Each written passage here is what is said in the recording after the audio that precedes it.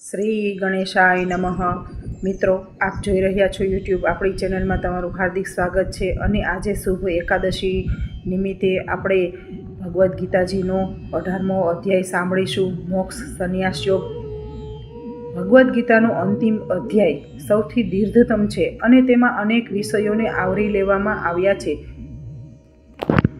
અર્જુને કહ્યું, હે મહાભુજાઓવાળા શ્રી કૃષ્ણ, હું સંન્યાસ અને ત્યાગ આ બંનેની પ્રકૃતિ અંગે જાણવા ઈચ્છું છું. હે ઋષિકેશ, હું આ બંને વચ્ચેની પૃથકતા અંગે પણ જાણવા ઈચ્છું છું. પરમ દિવ્ય ભગવાન બોલ્યા, કામનાઓથી અભિપ્રેરિત કર્મોનો ત્યાગ કરવો તેને બુદ્ધિમાન લોકો સંન્યાસ સમજે છે. સર્વે કર્મોના ફળોનો ત્યાગ કરવો તેને વિદ્વાનો ત્યાગ તરીકે ઘોષિત કરે છે. કેટલાક વિદ્વાનો જણાવે છે કે સર્વે કર્મોને દોષપૂર્ણ ગણીને તેમનો ત્યાગ કરવો જોઈએ, જ્યારે અન્ય વિદ્વાનો માને છે કે યજ્ઞ, દાન અને તપ જેવા કર્મોનો કદાપી ત્યાગ કરવો જોઈએ નહીં. હવે ત્યાગના વિષયમાં મારો નિષ્કર્મ સાંભળ. હે મનુષ્યોમાં વ્યાધ્ર, ત્યાગના 3 પ્રકારો જણાવવામાં આવ્યા છે. યજ્ઞ, દાન અને તપને આધારિત કાર્યોને કદાપી પરિત્યાગ કરવો જોઈએ નહીં, તેમનું અવશ્ય પાલન કરવું જોઈએ.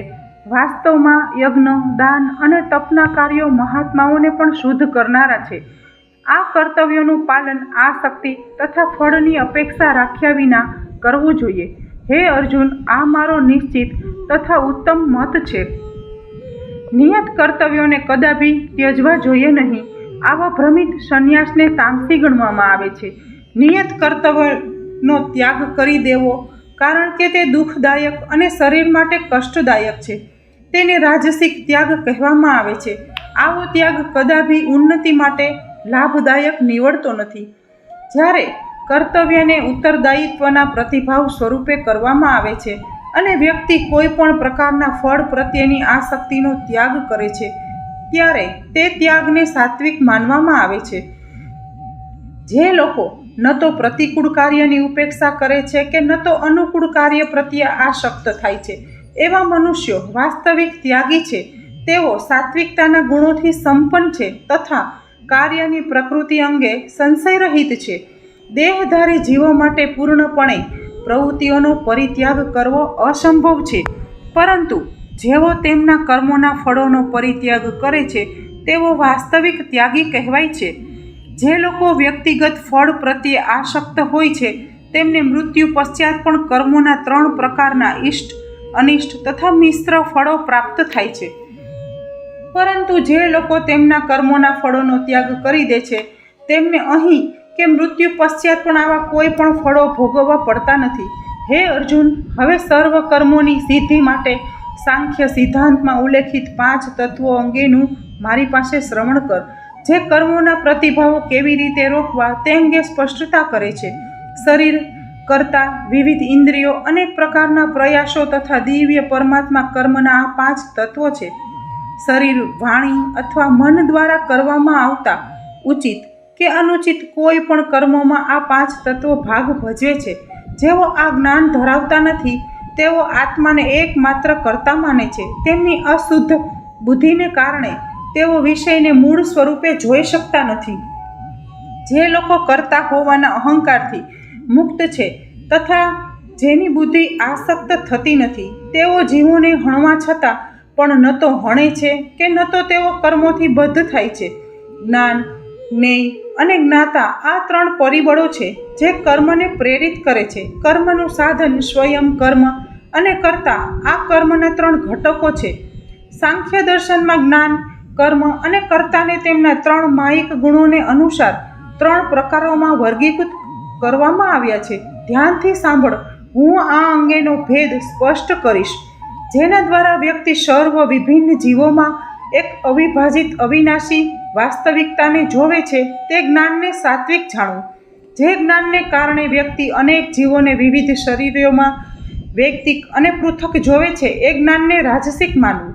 તે જ્ઞાનને તમોગુણી કહેવામાં આવે છે, જેમાં વ્યક્તિ એક અલ્પ અંશની વિભાજન લિપ્ત રહે છે, જાણે કે તેમાં પૂર્ણ સમાવષ્ટિ હોય છે, જે ન તો ઉચિત કારણથી યુક્ત હોય છે કે ન તો સત્ય પર આધારિત હોય છે, જે કર્મ શાસ્ત્રોક્ત અનુસાર છે, જે રાગ દ્વેષ રહિત છે તથા જે ફળની કામના રાખ્યા વિના કરવામાં આવે છે તેને સાત્વિક કહેવાય છે. જે કર્મ સ્વાર્થયુક્ત કામનાથી પ્રેરિત છે, અહંકાર સાથે કરવામાં આવે છે અને તણાવથી પૂર્ણ છે તેને રજોગુણી કહેવામાં આવે છે. જે કર્મ મોહવશ પોતાના સામર્થ્યનો વિચાર કર્યા વિના પરિણામોનો અને નુકસાનનો અનાદર કરીને તથા અન્યની હિંસા કે ઈજા કરીને આરંભ કરવામાં આવે છે તેને તામસી કહેવામાં આવે છે. તેને સાત્વિક કર્તા કહેવામાં આવે છે. જ્યારે તે અથવા તો તેણી અહંકાર અને આસક્તિથી મુક્ત હોય, ઉત્સાહ અને નિર્ધારથી સંપન્ન હોય તથા સફળતા અને નિષ્ફળતામાં અવિચલિત રહે છે તેને રજોગુણી કર્તા કહેવામાં આવે છે. જ્યારે તે કે તેણી કર્મના ફળની તૃષ્ણા સેવે છે, લોભી, હિંસાત્મક, અપવિત્ર હોય છે અને હર્ષ તથા શોકથી વિચલિત થાય છે.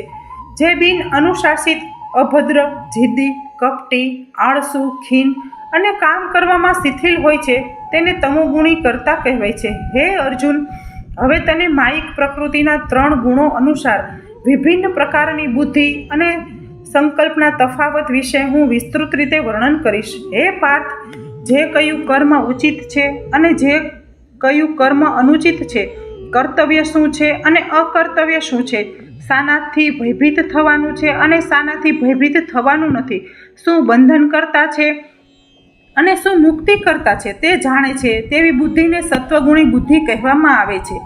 જે બુદ્ધિ ધર્મ અને અધર્મ વચ્ચે ગૂંથાયેલી હોય છે અને ઉચિત તથા અનુચિત વચ્ચે ભેદ કરી શકતી નથી તેને રાજસી બુદ્ધિ હોય છે.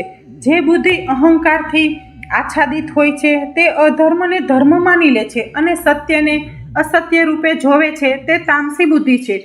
જે દ્રઢ સંકલ્પ યોગ દ્વારા વિકસિત થાય છે અને જે મન, પ્રાણવાયુ તથા ઇન્દ્રિયોની પ્રવૃત્તિઓને નિયંત્રિત કરે છે તે ધૃતિને સત્વગુણી કહેવામાં આવે છે.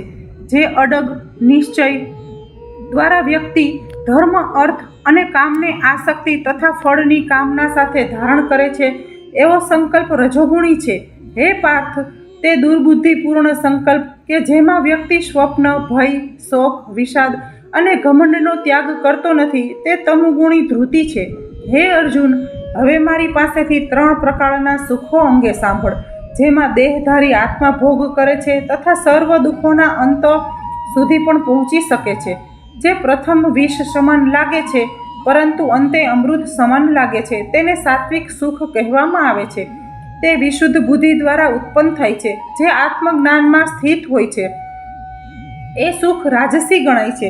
જે ઇન્દ્રિયો દ્વારા તેના વિષયો સાથેના સંસર્ગથી ઉત્પન્ન થાય છે આવું સુખ આરંભમાં અમૃત સમાન હોય છે પરંતુ અંતે વિષ સમાન હોય છે.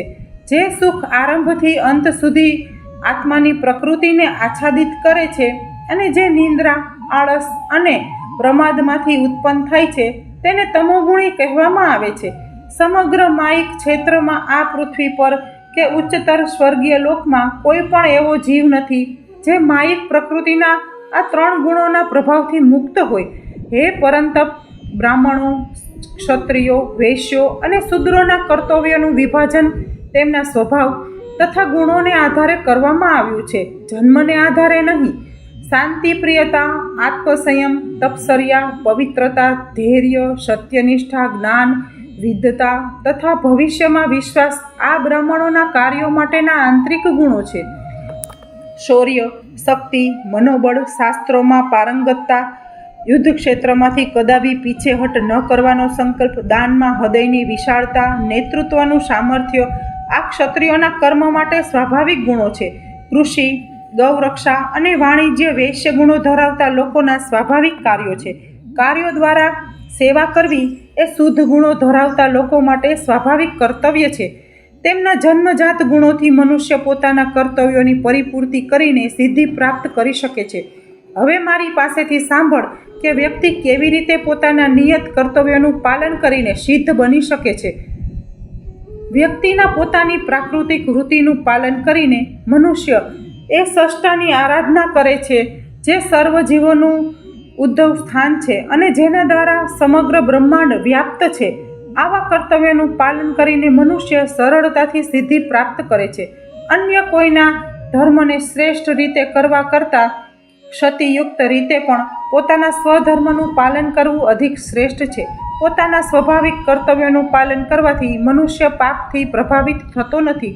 હે કુંતી પુત્ર, વ્યક્તિએ તેના પ્રકૃતિજન્ય કર્તવ્યોનો ત્યાગ કરવો જોઈએ નહીં, ભલે પછી તેમાં દોષ જોવા મળે.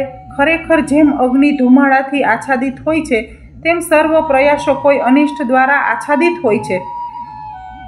જેમની બુદ્ધિ સર્વત્ર આસક્તિ રહિત છે, જેમણે મન પર વિજય પ્રાપ્ત કર્યો છે તથા જે ત્યાગની સાધના દ્વારા કામનાઓથી મુક્ત છે, તે કર્મથી મુક્તિની પરમ સિદ્ધિ પ્રાપ્ત કરે છે. હે અર્જુન, મારી પાસેથી સંક્ષેપમાં સાંભળ.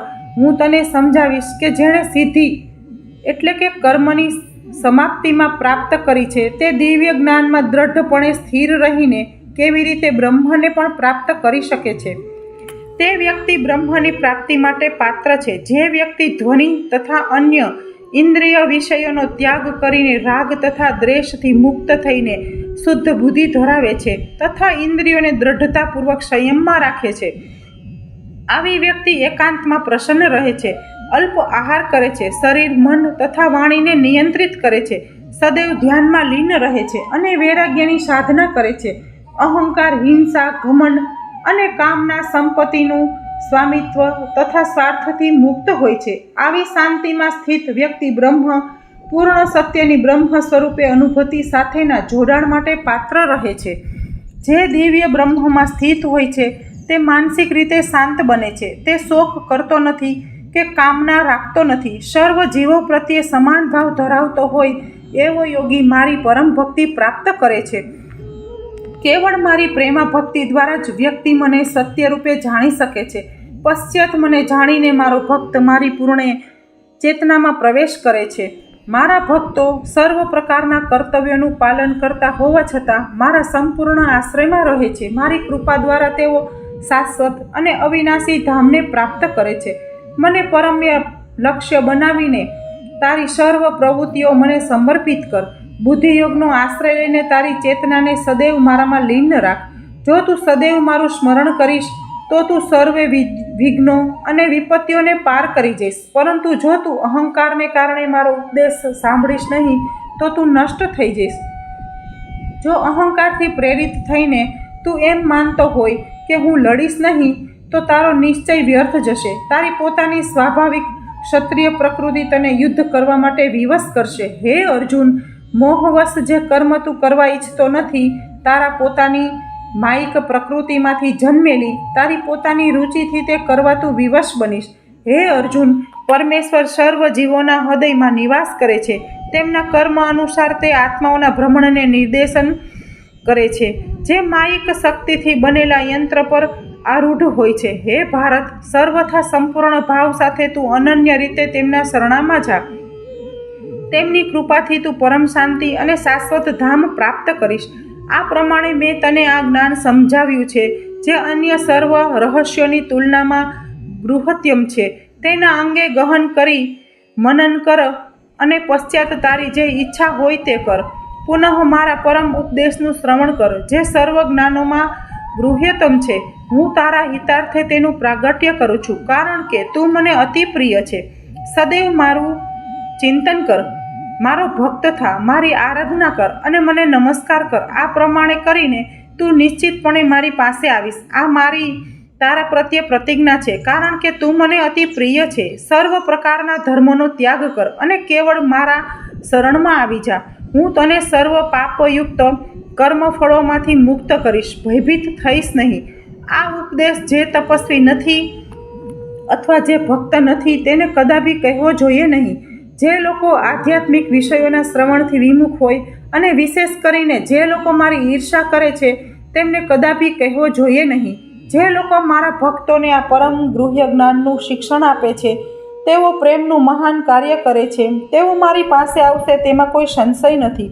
તેમનાથી અધિક પ્રેમપૂર્વક સેવા અન્ય કોઈ મનુષ્ય કરતા નથી અને મને આ પૃથ્વી પર તેમનાથી અધિક પ્રિય કોઈ નથી. અને હું ઘોષણા કરું છું કે જે લોકો આપણા આ પવિત્ર સંવાદનું અધ્યયન કરશે તે તેમની બુદ્ધિ દ્વારા જ્ઞાનરૂપી યજ્ઞ દ્વારા મારી આરાધના કરશે, એવો મારો અભિપ્રાય છે. જેઓ શ્રદ્ધાપૂર્વક તથા ઈર્ષા રહિત થઈને કેવળ આ જ્ઞાનનું શ્રવણ માત્ર કરે છે તેઓ સર્વ પાપોથી મુક્ત થઈ જશે અને શુભ લોક પ્રાપ્ત કરશે, જ્યાં પુણ્યાત્માઓ નિવાસ કરે છે. હે અર્જુન, તે મને એકાગ્ર ચિત્તે સાંભળ્યો છે.